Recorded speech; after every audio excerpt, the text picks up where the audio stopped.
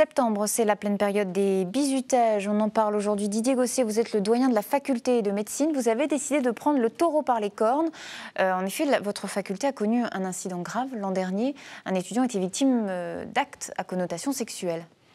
Oui, donc chaque année, il faut faire de la prévention et c'est ce que nous faisons actuellement en rappelant que intégration peut dégénérer en bizutage à partir du moment où il y a des actes qui sont dégradants, qui sont humiliants, ou que ce soit avec la volonté ou contre la volonté de la victime. Ça vous a marqué, vous, quand vous avez entendu ce rassemblement qui avait dégénéré l'an dernier? Oui, bien entendu. C'est pour ça qu'on préfère prendre les devants chaque année, en particulier cette année. C'est valable pour la médecine, c'est valable pour toutes les autres écoles. Il faut être particulièrement vigilant. Alors, on va le voir, hein. Vous avez envoyé un mail à tous les étudiants leur disant aussi qu'ils étaient des futurs médecins, leur demandant de prendre donc leurs responsabilités. Vous avez vu que les réseaux sociaux appelaient juste ensuite à des intégrations sauvages. Vous avez donc dit « je dois redoubler d'efforts ». Et là, vous avez alerté la presse et les parents avec un appel à la vigilance. Pourtant, le bizutage est interdit par la loi. Ça devrait être facile pour vous de faire appliquer cette règle, tout simplement. Le bizutage est évidemment strictement interdit par la loi.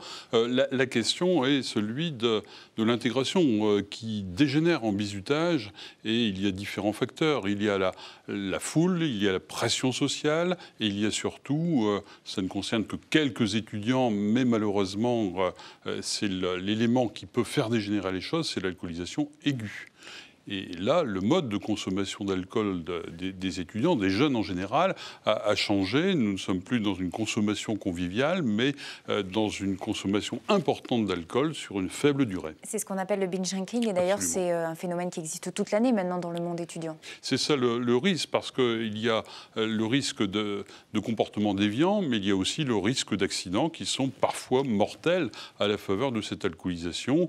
Noyade, on en a vu à Lille, chute d'un lieu élevé, accident de la route ou autre. Et donc la prévention s'impose tout au long de l'année. Si on revient au bizutage et à ces intégrations qui dégénèrent, comment vous pouvez les maîtriser au maximum? Est-ce que vous devez contrôler les associations étudiantes? Est-ce que ce sont les faits d'individus isolés? Ce sont les faits d'individus isolés. Les associations étudiantes sont aussi maintenant clairement dans la prévention, et c'est la raison pour laquelle je crois qu'il fallait impliquer l'entourage des étudiants, les parents, et les aviser de manière très très claire de ces risques. Cette année, ça a porté ses fruits, Écoutez, toutes les années, est-ce que ça a marché? Toutes les années ont repris leur cours et a priori tout s'est bien passé.